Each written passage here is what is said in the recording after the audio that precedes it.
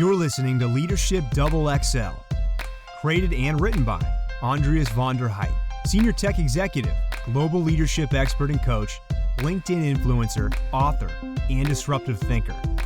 Narrated by Graham King. Today's episode, Nelson Mandela's most inspiring speeches. After a long illness, South Africa's first black president and anti-apartheid legend, Nelson Mandela died on December 5, 2013, at the age of 95. One of the giants of the 20th century who will be missed by many.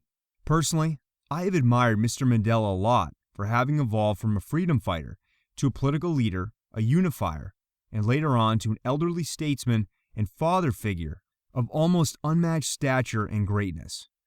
Mandela has become a yardstick for many leaders with his warm, humble, charismatic, humorous, down-to-earth style. Never afraid of admitting his own shortfalls and areas of weaknesses, he would be able to do it even with a flashy, honest, and respectful smile. Something most leaders usually would not dare to do.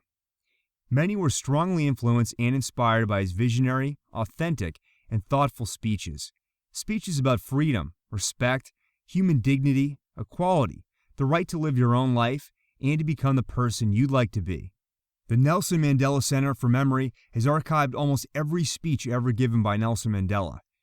In the following, I'd like to share with you some beautiful excerpts of 3 of his most memorable speeches, which I've screened and selected during the past day.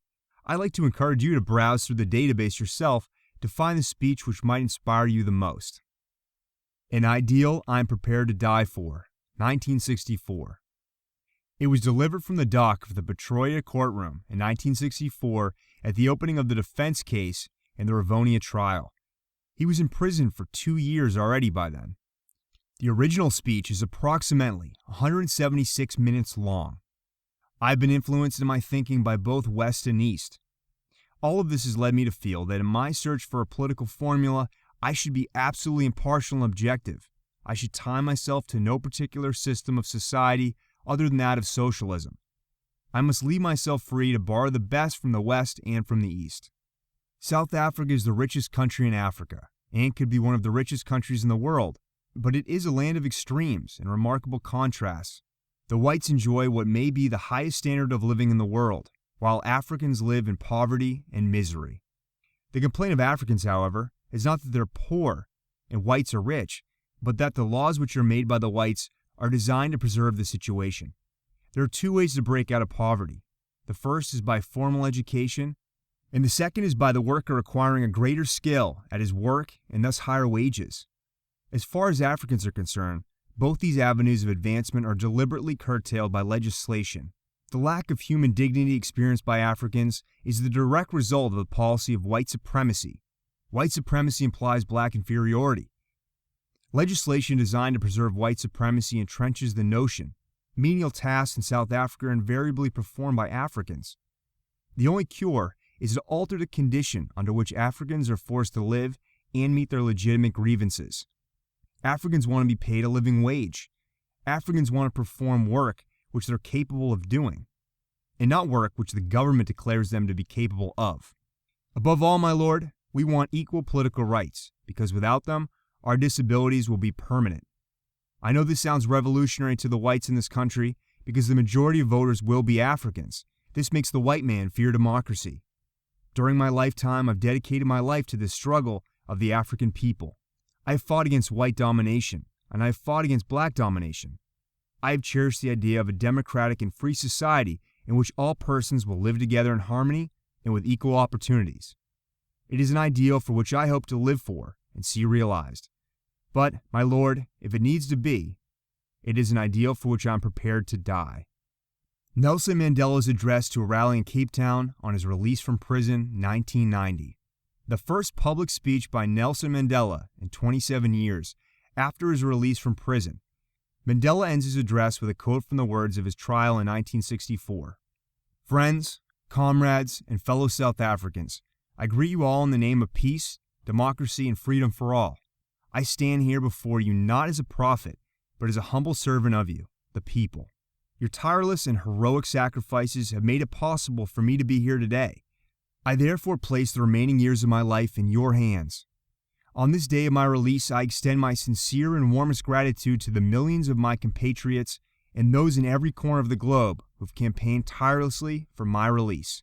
Today, the majority of South Africans, black and white, recognize that apartheid has no future. It has to be ended by our own decisive mass action in order to build peace and security. The mass campaigns of defiance and other actions of our organization and people can only culminate in the establishment of democracy. The apartheid destruction on our subcontinent is incalculable. The fabric of family life of millions of my people has been shattered. Millions are homeless and unemployed. Our economy lies in ruins and our people are embroiled in political strife. The need to unite people of our country is as important a task now as it's always been. No individual leader is able to take on this enormous task on his own. It is our task as leaders to place our views before our organization and to allow the democratic structures to decide the way forward.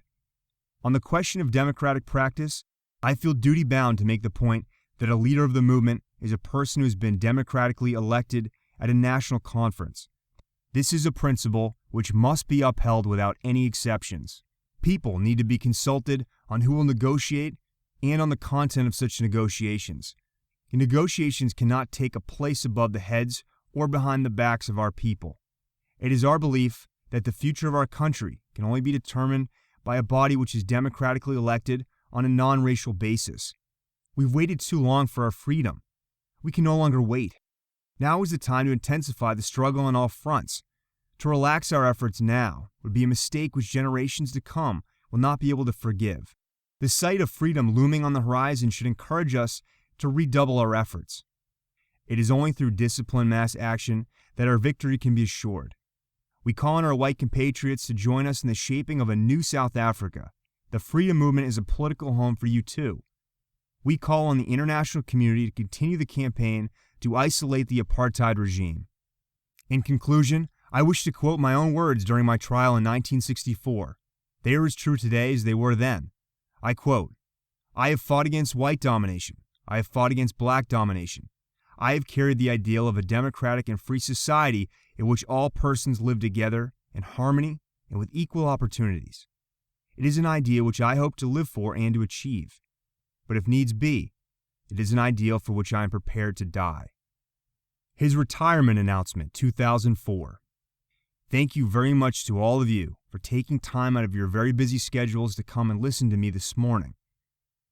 I have always said that many people come to such gatherings where we are present merely out of curiosity to see what an old man looks like. Having observed the media speculation in recent weeks about my retirement and pending demise, I am even more certain you are present today for exactly that reason. But that does not in any way lessen my appreciation for your presence. On the contrary, we are very happy that old age can still inspire such undeserved attention. One of the things that made me long to be back in prison was that I had so little opportunity for reading, thinking, and quiet reflection after my release. I intend, amongst other things, to give myself much more opportunity for such reading and reflection. And of course, there are those memoirs about my presidential years that now really need my urgent attention. When I told one of my advisors a few months ago that I wanted to retire, he growled at me. "You are retired. If that is really the case, then I should say now, I announce that I am retiring from retirement. I did not intend to hide away totally from the public, but henceforth, I want to be in the position of calling you to ask whether I would be welcome, rather than being called upon to do things and participate in events. The appeal therefore is, don't call me, I'll call you." That is also for our generous business community not to feel too disappointed. I shall not totally forget you. When I notice a worthy cause that needs your support, I shall certainly call you. Seriously, therefore, my diary and my public activities will, as from today, be severely and significantly reduced. We trust that people will understand our considerations and will grant us the opportunity for a much quieter life, and I thank all of you in anticipation for your consideration. This does, however, not mean that the work we've been involved in, supported, and promoted comes to an end. It has been our practice to establish organizations to do certain work and then to leave it to those organizations to get on with the job. Thank you for listening to today's episode. We hope you got some valuable nuggets out of it. To learn more about Leadership XXL, have a look at the latest book of Andreas, which is called The 7 Qualities of Tomorrow's Top Leaders, or contact him directly via LinkedIn. Looking forward to talking to you in the next episode of the Leadership XXL podcast.